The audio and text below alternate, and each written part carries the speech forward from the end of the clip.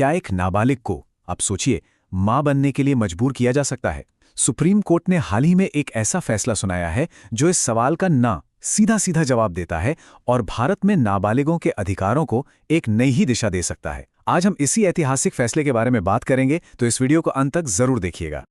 ये देखिए, ये सिर्फ एक लाइन नहीं है, ये अपने आप में एक बहुत ही पावरफुल सिद्धांत है। सुप्रीम कोर्ट के ये जो शब्द है ना, ये इस पूरे मामले की कह सकते हैं नींव रखते हैं, जो व्यक्तिगत स्वतंत्रता और शारीरिक स्वायत्तता जैसे बड़े बड़े सवालों से जाकर जुड़ता है।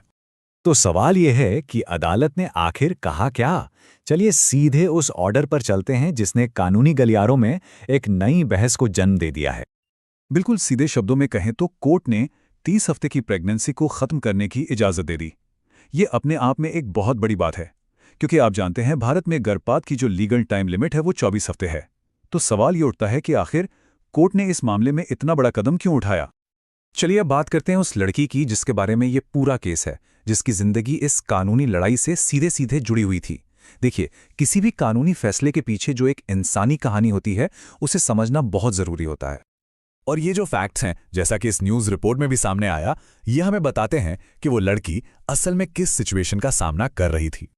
ये पूरा मामला एक 17 साल की लड़की का है, एक ऐसी उम्र जब वो कानून की नज़र में, आप सोचिए, खुद एक बच्ची है। और यही एक फैक्ट इस पूरे मामले को और भी ज्यादा कॉम्प्लेक्स और सेंसिटिव बना देता है। और प्रेगनेंसी थी 30 हफ्ते की, यानी कि लगभग 7 महीने। ये एक ऐसी स्टेज होती है जहां टर्मिनेशन का फैसला लेना मेडिकली और नैतिक रूप से दोनों ही तरह से बहुत ज्यादा पेचीदा हो जाता है।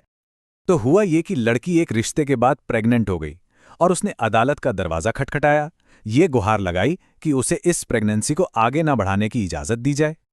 तो अब आते हैं सबसे जरूरी सवाल पर। अदालत ने इस असाधारण फैसले के पीछे आखिर तर्क क्या दिया? ये समझना इसलिए जरूरी है क्योंकि ये भविष्य के कई मामलों के लिए एक मिसाल बन सकता है।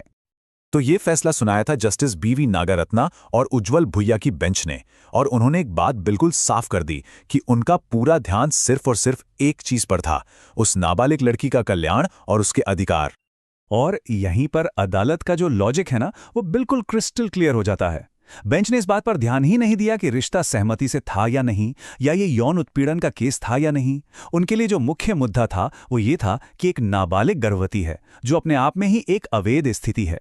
उन्होंने इसे एक दुर्भाग्यपूर्ण स्थिति माना और उनका फैसला बस इसी कानूनी आधार पर टिका था।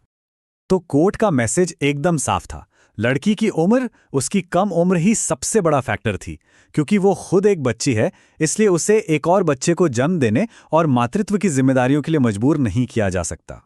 तो इस पूरे मामले का निचोड़ क्या निकलता है? मतलब ये फैसला हमें नाबालिगों के अधिकारों और कानून की भूमिका के बारे में आखिर सिखाता क्या है? चलिए इस फैसले के जो मेन पॉइंट्स हैं उन्हें एक एक करके समझते हैं। सबसे पहली और सबसे जरूरी बात, किसी भी नाबालिग को मां बनने के लिए मजबूर नहीं किया जा सकता। दूसरी बात, अदालत ने यह भी साफ कर दिया कि असाधारण परिस्थितियों में सारे मेडिकल सेफ्टी मेजर्स के साथ देर से भी गर्भपात की अनुमति दी जा सकती है। और आखिर में सबसे अहम बात यह है कि नाबालिग की भलाई और प्रेगनेंसी का अवैध होना ये किसी भी दूसरे तर्क से ऊपर है। और ये फैसला हमें एक बहुत बड़े सवाल के साथ छोड़ जाता है कि ये निर्णय भारत में नाबालिगों को अपने शरीर और अपने भविष्य के बारे में निर्णय लेने की शक्ति कैसे देगा। ये निश्चित रूप से सही दिशा में एक बहुत ही महत्वपूर्ण कदम है। ऐसी ही जानकारी के लिए सब्सक्राइब कीजिए ऑल कैन स्टडी को। धन्यवाद। चलिए अगले वीडियो पर मिलते हैं।